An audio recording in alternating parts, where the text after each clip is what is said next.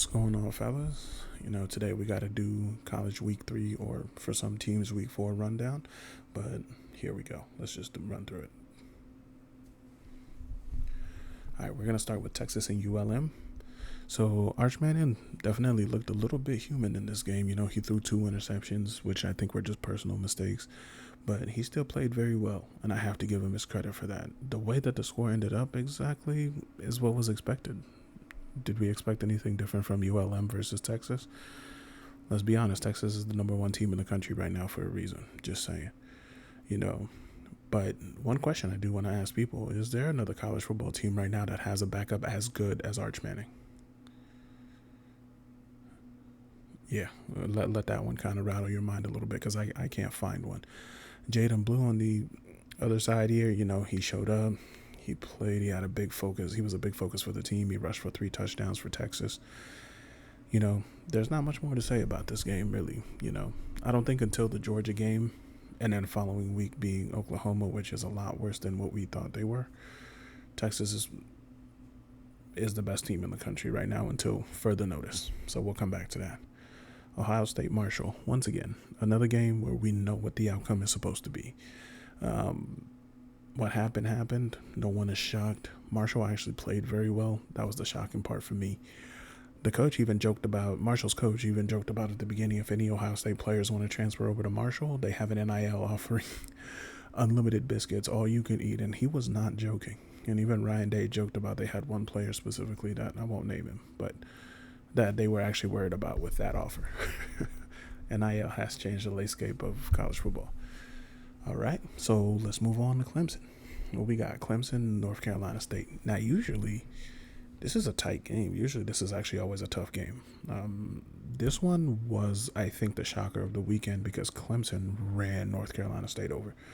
It didn't even make sense, but I think that, Clemson is out to prove something right now. Since that loss to Georgia, they definitely look different. They look like they actually want to play football, and they're not scared to do what they came out to do. And they still look like they want to chase a top 11 spot. And that top 11 race is hotter than ever. I think everybody can agree with that, though. I don't think anyone's arguing about that. And we still have to find out who the best one-loss team is in college football. They're starting to make a good argument, but they have a really weak schedule. I think the only way they can do it is they would have to win out, beat Miami in the ACC championship, because outside of that, I'm not exactly sure how they would do it. So let's move on to LSU UCLA. So this game was very sloppy, if you ask me. Both teams struggled very bad throughout the game.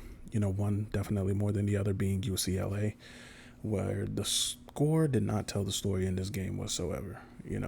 Garrett Nussmeier, he had thrown the ball far too much, actually 44 times in this game. But completion average was very good for 352 yards. The rushing put up only 62 yards for LSU. Ethan Garber for UCLA, he threw for 281 yards. Both teams, I'm not sure where the passing defense was. Honestly, it looked like a Big 12 game. And it made no sense. There was no defense. And, the Big 12 is known for having no defense. So don't be shocked about that. But that's about all we can say about that game. USC, Michigan. This, for me, was my game of the week. 100%, no doubt, not even debating it. This was the game of the week. And I know what happened with Colorado. We'll go over that later. But this was definitely, to me, the game of the week. Now, both teams definitely showed up and played well. Michigan established a running game and weaponized it. This was the foundation missing for that Texas game. This is kind of what Michigan was trying to get going against Texas and just could never figure it out. But USC never went away. They fought back in the third quarter, and they took the lead in the fourth quarter, which was an impressive feat. You have to give them their credit for that. So only for Michigan to finish it off by running a touchdown in the end, and I believe it was Mullings who actually did the rush in the fourth quarter. And when he went for 60 yards or so, down to about the 8-yard line, that was the play of the game. That's what set Michigan up for that final touchdown. And USC simply ran out of time. The only thing I will say to USC is, welcome to the Big Ten. You're actually going to play teams as good as you most weeks, and you're going to have to play defense. Got to stop the run, got to stop the pass. Welcome to the Big Ten, USC. Utah and Oklahoma State. Now, this was an interesting game, actually, right here. It was a great defensive game. I'm a big fan of defensive football. But Utah ran away with this game until they didn't. Oklahoma State fought back. Just came up short with an onside kick try in the fourth quarter. Then Bernard gets the first down with less than a minute left, and that's all she wrote. Utah fell asleep in the second half. I mean, Oklahoma State, I believe, only scored 3 points until the fourth quarter. So Utah didn't really have that great of a second half, and they did not score in the second half at all as well. So they got to clean that up a little bit. Miami, South Florida. Man, I think Miami is the unsung hero of college football right now.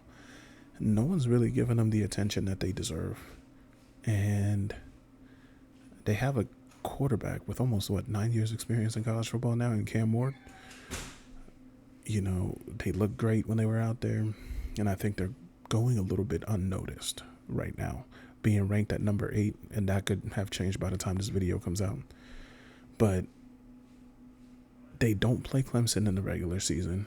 However, they still got some tough games in Louisville. They got to play Notre Dame throughout the season and all that. So this is not going to be an easy walk for Miami. But if they can clean up their schedule, win the ACC, they're a top 4 team in the country. And we're not even giving them that much respect. Right now, if you look at the top 5 teams, only Ohio State is out of the SEC. The other teams are all SEC teams.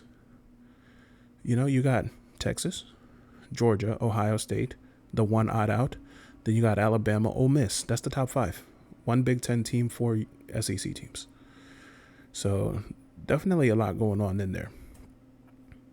But we all know that starting this year, only 1 team from the 4 major conferences will be in the top 4 and they will get first round byes. So actually that doesn't even matter, because only 1 team from the conferences can, and it's going to be the conference champions. So now conference championships mean more than ever, if you ask me.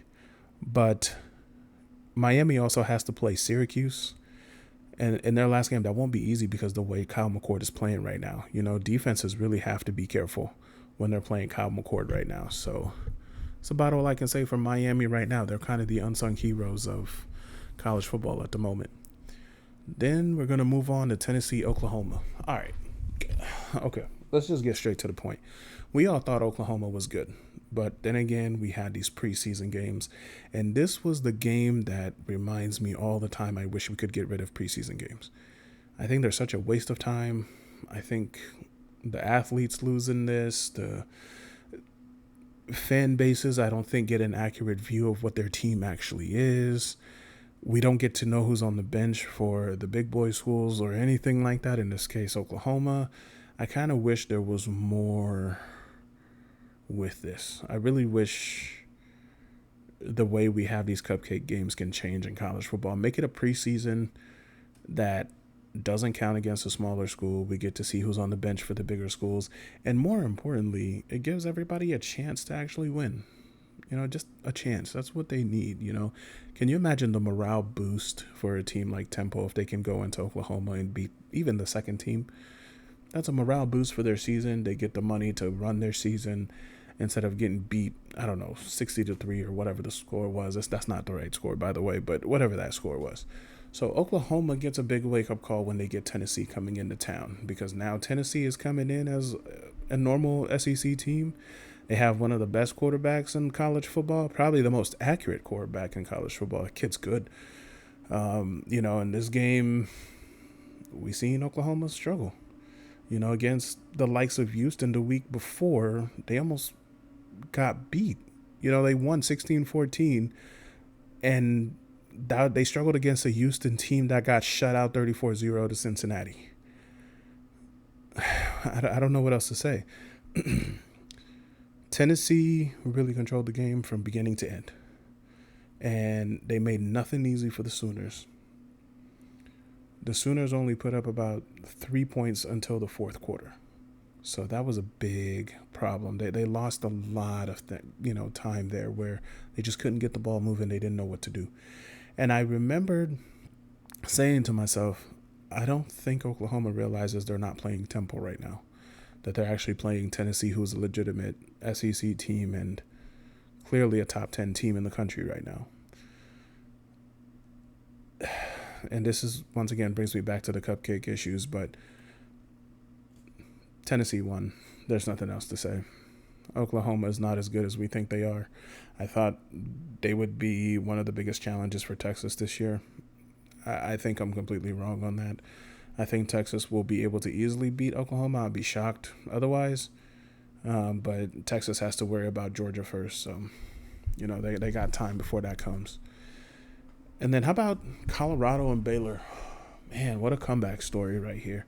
This was a great game to watch. Colorado really showed that they can come back after being down for so long.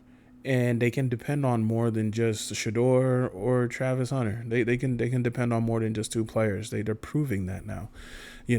This was a great team effort. Now, it had a lot of luck. Don't get me wrong. But this was a great team effort, especially on that Hail Mary pass at the end of the game. That was just a throw up to God, and whatever happened. That's all that happened. But the grit that the Buffaloes showed in this game, the coaching is a lot better. They're molding into a team, and you can see this actually changing throughout this season, especially after that beatdown that they got when they went to Nebraska. And just they have to just keep that up. That's the end of it. They can't give that up. They have to keep going and do better and better. Don't let this game get to your head. There's still a whole season to play. Maybe they can crack the top 25 by the end of the season if they walk away with one loss. And then last but not least was the first game of the weekend, man. This was what I call the touchdown that wasn't and the interception that was. Illinois and Nebraska. This was a great game. But I think the deciding point of the game was definitely when Nebraska thought they threw a touchdown that ended up being a pick. Because I thought that was the momentum switch in the entire game. The Huskers were making bad decisions and mistakes throughout the whole game. I mean, even as far as a linebacker punching a running back after the play was over on the ground. That's just a dumb mistake. Illinois, they played very well, man. This quarterback came in clutch, and he was being dependable and accurate. Their defense got the interception that, once again, I think was the turning point of the game. Nebraska, again, had a really good first half, but then they fell asleep in the second half. The third quarter stat sheets definitely flipped in Illinois' favor, and this is kind of what I mean by that transition, the turning point. So converting third downs, they started doing that in the late third quarter. Illinois started converting the third downs, and then Nebraska's defense started getting tired out a little bit. At the end of the third quarter, Nebraska finally remembered, oh, hey, we have still a quarter of 15 minutes to play. Raiola started being clutch again. The receivers and the tight ends are getting open. We have a game on our hands. We're going to overtime. Sometimes I don't know why Nebraska can't just play a full game. That's still a mystery to me. But once we get to overtime, somebody please explain to me what happened. Nebraska's defense again fell asleep. 2 plays in Illinois is in the end zone. And then Nebraska comes out and they just look like they did not have any interest in playing. Is that just me that picked that up, or is that just what happened? It was 4th and 32 at one point in overtime and still got sacked. 1st and 10, sacked. 2nd and 20 or whatever it was, sacked. 3rd and I don't even know what it was. I think it was 3rd and 32 until they got to the 4th and 32. It was terrible. I don't know what the decisions was, who was calling the plays, but the offense themselves on the field, and I'm not blaming this one on the coaches, but I'm talking about the players on the field, just looked like they were not interested in playing the game anymore. And that was the end of that game. There's nothing more to say about that. Nebraska, I was really hoping would be ranked before they went into the shoe to play the Buckeyes, but I just don't see that happening anymore. I mean, it could, but they're going to have to dominate quite a few teams to be able to get back into the rankings. But definitely let me know what you guys think in the chat, man. I just kicked my camera again, but Let me know what you guys think in the chat, man, and we'll keep this conversation going about week 3 of college football. Thank you guys for listening, man. Remember to like and subscribe, guys. Peace out. Have a good day.